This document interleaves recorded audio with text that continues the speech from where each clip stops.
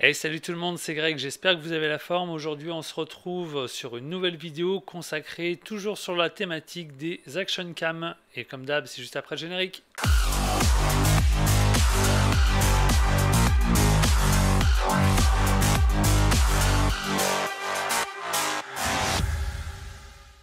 Avant de commencer, d'aller vraiment plus loin dans le détail de cette nouvelle caméra, je tenais déjà à vous remercier et de voir un petit peu l'évolution de la chaîne. Ça me fait vraiment plaisir, à savoir qu'elle a été remaniée en enlevant toutes les vidéos pour en faire voilà, quelque chose d'un peu plus dédié au niveau des reviews avec des thématiques qui nous tiennent toujours un petit peu à cœur et de découvrir toujours des nouveaux produits. Donc voilà, c'était déjà pour commencer à faire voilà, on va fêter les 1 an et du coup ça fait plaisir. Merci. Alors pour ceux qui prennent en cours de route, Insta360, en fait c'est une marque d'action cam, donc de caméra un peu portative que tu peux amener partout, vacances, voyages ou éventuellement prestations. J'ai déjà fait plusieurs reviews sur plusieurs de leurs produits. Dernièrement on avait la Insta One X2, donc du coup c'est un modèle que j'avais bien aimé, j'étais parti du coup sur 2 exemplaires et j'avais fait aussi le test de la One Air avec le module 4K et 360. Je sais qu'il y a un modèle 1 inch donc avec 1 pouce au niveau du capteur donc qui te permettra de voir plus avec de la luminosité. Donc pourquoi ces produits? En fait tout simplement que ça te permettra de voir un petit peu les différentes gammes que tu peux retrouver, donc différentes gammes de prix mais surtout de fonctionnalités, que ce soit du 360, du grand capteur ou autre. Tu vas pouvoir voilà, encore une fois trouver ce qui pourra te correspondre le mieux. Alors dur de parler d'action cam sans forcément citer GoPro qui ont été un petit peu les pionniers dans ce domaine-là, les premiers à lancer du coup des caméras légères, portatives et surtout qui n'avaient pas peur de prendre des chocs. Voilà, donc tu fais du skate, tu fais du snow, tu fais des actions, tu veux coller ça sur ta voiture, ça se casse la gueule, et ça te fera toujours moins mal au cœur que de faire tomber ta grosse caméra derrière. Donc tous ces modes-là, toutes ces fonctionnalités, du coup tout simplement on les retrouve aussi très facilement dans toutes ces nouvelles caméras. Alors le modèle d'aujourd'hui, je vous le donne en mille, si vous avez lu le titre de la vidéo, c'est l'Insta Go 2 qui est sorti il n'y a pas si longtemps que ça et qui pour moi se met dans une catégorie d'action cam, surtout dans une classe encore pas égalée au niveau de la taille. Donc juste pour un comparatif par rapport à une GoPro standard, en fait on est à peine sur l'épaisseur et qui offre presque autant de les mêmes fonctionnalités, j'ai envie de dire. Sur cette découverte produit, je pense que ça manquera peut-être un petit peu de comparatif parce que j'ai pas eu l'occasion d'avoir la première du nom, du coup sa petite sœur. Je pense que l'un des points qui reviendra très souvent sur cette vidéo, c'est encore une fois sa discrétion et sa taille. Alors la caméra, elle, n'est pas livrée telle qu'elle, elle vient directement avec son petit boîtier de rangement, à savoir que la caméra est alimentée donc par batterie et s'auto-alimente derrière avec un petit connecteur qui vient s'aimanter directement à l'intérieur cette petite box. Alors au niveau de la taille, encore une fois, on est sur quelque chose d'extrêmement petit, compact et léger. Pour comparaison, on est presque aussi gros qu'une petite boîte d'AirPod. Pour l'alimenter, il n'y a rien de plus simple au niveau de l'USB-C qui est sur la borne de rechargement. Et je vois qu'il y a même aussi un petit pas de vis 1/4. Donc pratique pour tout ce qui va être perche selfie, tout ce qui va être accroche vélo, etc. On verra par la suite que ce sera peut-être pas forcément le meilleur outil pour accrocher sa caméra. Donc lui, il s'ouvre en deux, tout simplement. On va pouvoir remettre à l'intérieur sa caméra qui s'aimante directement à l'intérieur. On voit qu'elle est prise en charge. À l'intérieur, il y a aussi une batterie qui permet d'auto-alimenter directement la caméra du dessus, qui permet en fait d'avoir une caméra toujours en mode recharge, même si l'USB-C n'est pas branché. Donc un stockage batterie à l'intérieur de la box et une batterie à l'intérieur de la caméra. Je fais une petite parenthèse sur le pourtour de la box. À l'arrière, en fait, je vois qu'il y a 2 mini pieds qui servent en fait de trépied, qui te permettront encore une fois, voilà, de positionner ta caméra si tu veux la placer dans un endroit, te mettre en mode selfie ou n'importe quoi. Ça peut avoir une petite utilité. C'est assez bien fait, c'est un petit plus. À voir comment ça réagit dans le temps, mais c'est appréciable à voir. Alors dans ce test, je pense que je vais partir un petit peu dans tous les sens. Je vais revenir sur la partie caméra. Un des bons points que j'ai vraiment apprécié, c'est qu'en fait, dès le début, en fait, la caméra a un petit filetage et est livrée avec un mini filtre. Donc encore une fois, qui évitera de se dire merde, j'ai pété l'écran, je l'ai rayé, etc. Vaut mieux que ce soit lui qui ramasse. Et je pense, sans trop me tromper, je pense que il doit exister des filtres ND et autres. Donc encore une fois, tu es en mode ski et tu veux pas que ça crame de partout. Tu vas pouvoir ajouter directement tes petits filtres. Donc ça aussi, je trouve ça assez ingénieux. Sur le haut, il y a un petit emplacement qui servira lui du coup pour le micro. On remarque qu'il n'y a absolument aucun bouton pressoir, mais en fait il y a une petite pression qui se fait dessous. Voilà, il n'y a pas un bouton physique, enfin on va dire, il est plus caché, beaucoup plus discret. Une petite pression, ça s'allume en bleu, une légère vibration, et là il va commencer à clignoter, donc il va lancer l'enregistrement par rapport au mode par défaut qu'il y a sur le petit boîtier. Donc encore une fois, ce que je peux trouver intéressant, j'avais un petit peu du mal au début à l'enlever, de crainte de tirer, est-ce qu'il faut bien faire ça, etc. Donc du coup, tu la positionnes, ça s'aimante automatiquement. Voilà, tu es sûr qu'au moins ça se casse pas la gueule. C'est plutôt un aimant assez fort quand même au début. Voilà, comme je le disais, j'en chiais un petit peu parce que je voulais pas. En plus, le seul moyen, alors ça c'est peut-être un peu une mauvaise chose, c'était que le seul moyen de pouvoir enlever sa caméra, c'était de tirer sur le filtre. Et du coup, sur une première utilisation, tu le déballes. Merde, comment ça se sort? La caméra, c'est ça. Et en fait, voilà, faut pas hésiter, tu tires dessus, ça enlève l'aimantation et après tu te retrouves avec ta mini caméra. Au niveau du pourtour de la caméra, en fait on va retrouver un petit témoin lumineux qui permettra LED bleu de dire que c'est en enregistrement, LED rouge que c'est en charge et LED clignotante que l'enregistrement est lancé. Sur le haut on va trouver un petit trou qui est le micro et on a un bouton très discret qui est caché du coup sous la forme en façade. Il suffira de faire une légère pression, ça s'allume en bleu, ça vibre, ça lance l'enregistrement avec le clignotement, on rappuie, vibration, on a coupé l'enregistrement. Allez, on attaque au niveau des menus. Une fois que tu l'ouvres, automatiquement ton petit écran OLED va détecter que le démarrage et va te demander de faire une pression pour que ça se connecte bien. Donc tu cliques, donc tu as deux boutons, un bouton Rec et un bouton menu. Tu cliques une fois sur menu, connecting. 2 secondes après, voilà, il a détecté. Par défaut, il est sur le mode vidéo en 1080. C'est pas le mode que je vous conseillerais d'utiliser. Je trouve que la stabilisation est pas super belle et la compression, on peut faire largement mieux. Donc si tu as besoin d'être sur trépied et de faire une mini vidéo qui prend pas beaucoup d'espace, ça peut être utile.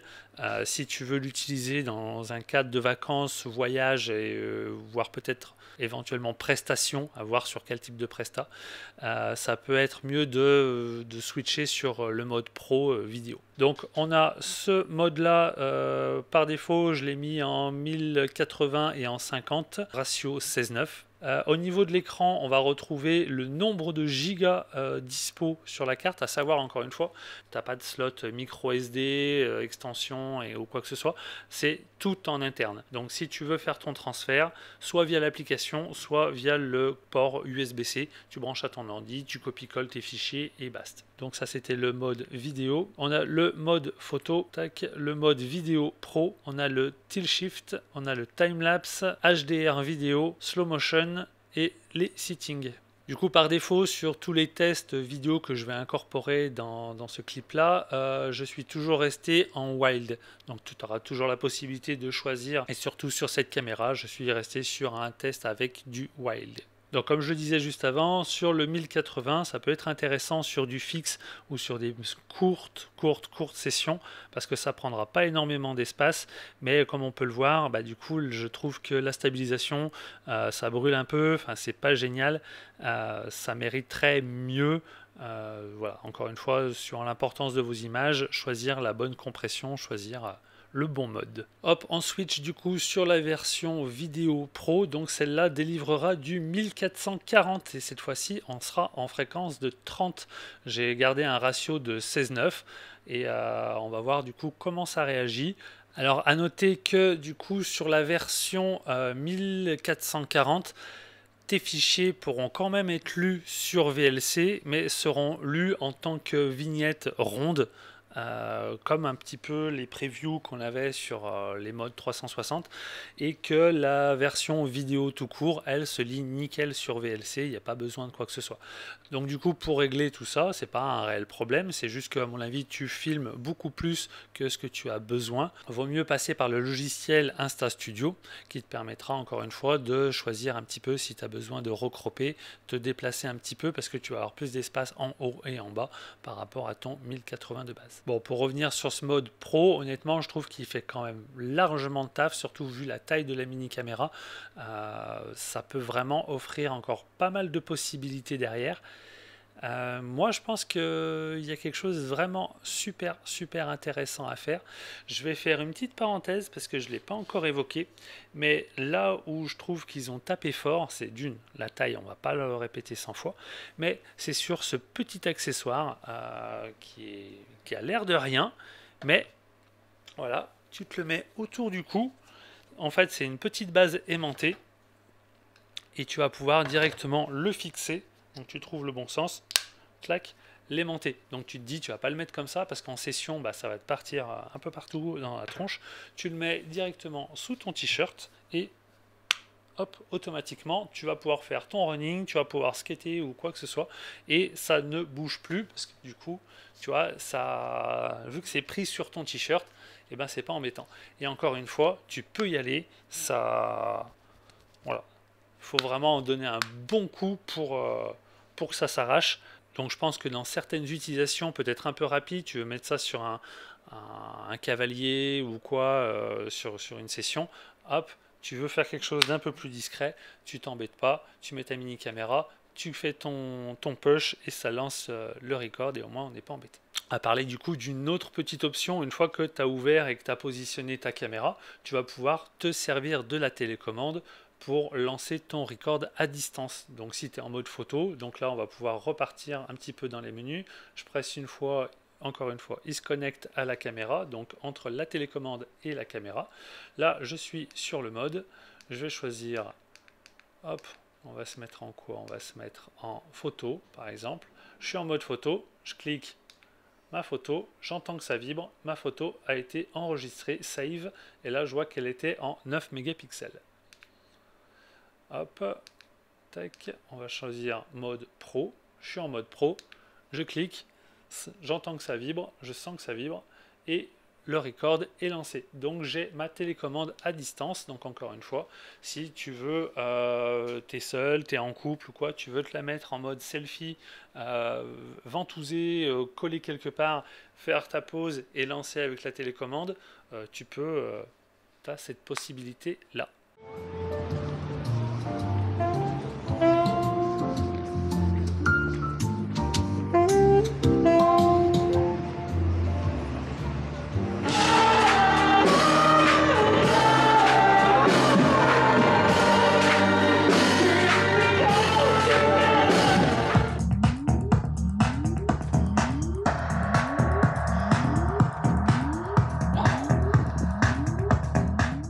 Bon, pour ma part, je suis pas un grand expert des tilt shift, timelapse et HDR, donc c'est peut-être des modes que je mettrai un petit peu en suspens. Je trouve que c'est intéressant déjà de les avoir, à voir par la suite si c'est pas quelque chose qui va avoir une forte compression ou peut-être une baisse au niveau de la résolution, peut-être sur la partie slow-mo.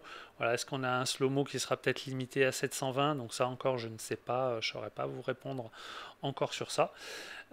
Donc voilà déjà pour le premier tour de cette mini caméra. On va passer directement sur la partie du coup des petits accessoires qui me serviront bien par la suite. La classique perche selfie, donc on a pu le voir sur les autres vidéos. Là on a un nouveau modèle mais qui est encore plus petit, plus discret. On garde quand même une bonne prise en main avec toujours voilà, une gomme qui voilà, un peu antidérapante. Appréciable, toujours notre petit pas 1/4 dessous qui permettra encore une fois d'accrocher d'autres accessoires, de la ventouser à d'autres éléments et de ne pas être embêté. Et celle-ci, du coup, elle est moins importante que les autres, mais au vu de sa taille, d'après les premiers tests que j'ai pu voir, tu n'auras pas l'effet de perche invisible, parce que ça, c'est vraiment encore une fois donné sur des modèles d'Insta 360 où du coup tu vas vraiment faire disparaître ici. Là, dans tous les cas, si tu fais en sorte que ta caméra ait un léger retour pour être orienté sur toi en tant que sujet, à mon avis, tu risques d'avoir forcément la vue de ta perche. Donc voilà, si tu es un peu en mode selfie, à mon avis, la perche, tu risques de l'avoir, surtout si tu es dans des modes un peu grand angle. Donc voilà du coup pour cette nouvelle invisible stick selfie qui permettra du coup replier d'être à moins de 17 cm et déplier dans les 70 cm. J'évoquais le fait de pouvoir te servir de ça comme télécommande et de pouvoir la placer un petit peu où tu veux, à savoir que elle, vu qu'elle est aimantée là-dessus, tu vas pouvoir la coller, comme j'ai pu le montrer tout à l'heure, sur ta petite plaque aimantée ou sur tout support métallique. Donc j'ai pu l'aimanter sur un peu plusieurs types de structures, que ce soit des haltères, sur de la structure plafond, etc. Ça permettait, voilà, encore une fois, d'éviter d'avoir plein d'accessoires. Le fait d'avoir déjà ce petit aimant intégré nous fera peut-être gagner des points de vue un peu plus originaux. Ça peut avoir de l'utilité. Ça dégage. Ça, du coup, on a une petite dragonne avec une petite rotule où tu vas mettre, viens ici, clac, tu prends ta caméra, encore une fois, on sent l'aimantation, donc on est sûr que ça va pas se casser la gueule, et on a une petite plate dessous qui vient se glisser, et on n'a pas un magnète, mais on a une version un peu autocollante. Je vois qu'il y a un petit film, donc voilà, on a une version autocollante. Donc voilà, ça je pense que c'est une petite protection pour éviter que plein de petites saloperies viennent se coller. Donc tu ventouses, tu as ta tête orientable. Je vois que tu as même du coup une sorte de petite molaire, une petite mâchoire avec voilà déjà des angles prédéfinis. Donc ça c'est un petit outil qui peut être utile. Voilà, si tu veux faire du culinaire ou quoi, tu le ventouses, tu réorientes comme tu as envie. Et ça peut avoir une bonne utilité. Replié, ça protège aussi. Et encore une fois, pour éviter que toutes les petites merdes viennent se coller sur la partie autocollante, tu viens utiliser celui-là que tu viens glisser. Hop, et du coup, ça protège. Je pense que ça peut même éventuellement servir de petit pied. Voilà, si tu as des actions à prendre, tu peux orienter comme bon te chante. Allez, j'enchaîne du coup sur ce nouveau kit de Mount Adaptator Bundle de chez Insta encore une fois, qui va nous proposer plein de petits accessoires, donc je les ai déjà déballés. Là, ça va commencer à devenir intéressant. C'est vrai qu'encore une fois, pour ne citer que GoPro ou quoi, il y avait toujours le fait d'avoir plein d'accessoires pour mettre sur ton vélo, sur ton casque, etc. Et en fait, ce pack reprend un peu tous ces codes-là.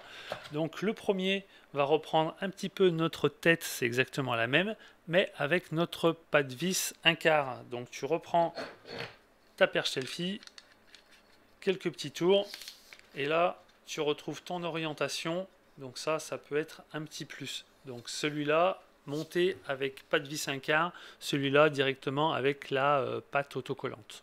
Celui-là va être monté avec justement les petits emplacements pour avoir une rotation. Donc celui-là sera peut-être plus axé sur la partie vélo casque.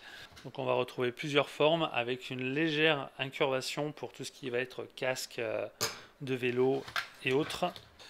Et histoire que tout ce petit monde tienne bien sur les mâchoires, sur les rotules, et ben tu as les fameux stickers 3M, donc qui collent plutôt bien. Et histoire que tu perdes pas tout ça, et ben ils te fournissent même du coup deux petites vis, voilà, classiques. Donc ça c'est les vis que honnêtement, j'ai jamais été trop fan de ces vis là. Je vais vous montrer pourquoi.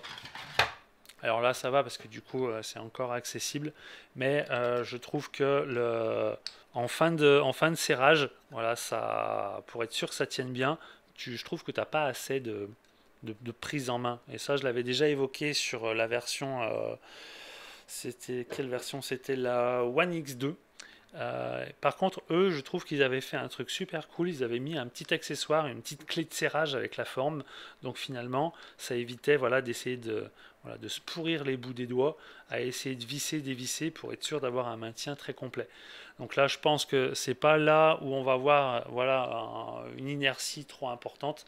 Donc je pense que ça fera largement l'affaire. Et le dernier accessoire, bah, du coup, c'est cette petite mâchoire qui est un peu flexible et qui reprend exactement les mêmes codes pour pouvoir le mettre sur les différentes platines.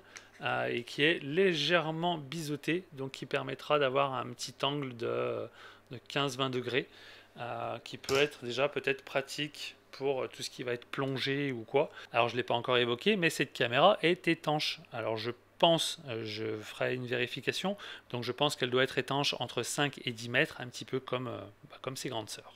Et pour finir, sur la partie des accessoires, le drive case qui est en fait un caisson étanche. Donc la caméra est déjà étanche et celui-là te permettra d'atteindre des profondeurs un peu plus importantes. Allez, une fois déballé, on va se retrouver hop, avec une petite notice, les petites mousses et surtout à l'intérieur, bien protégé dans sa mousse.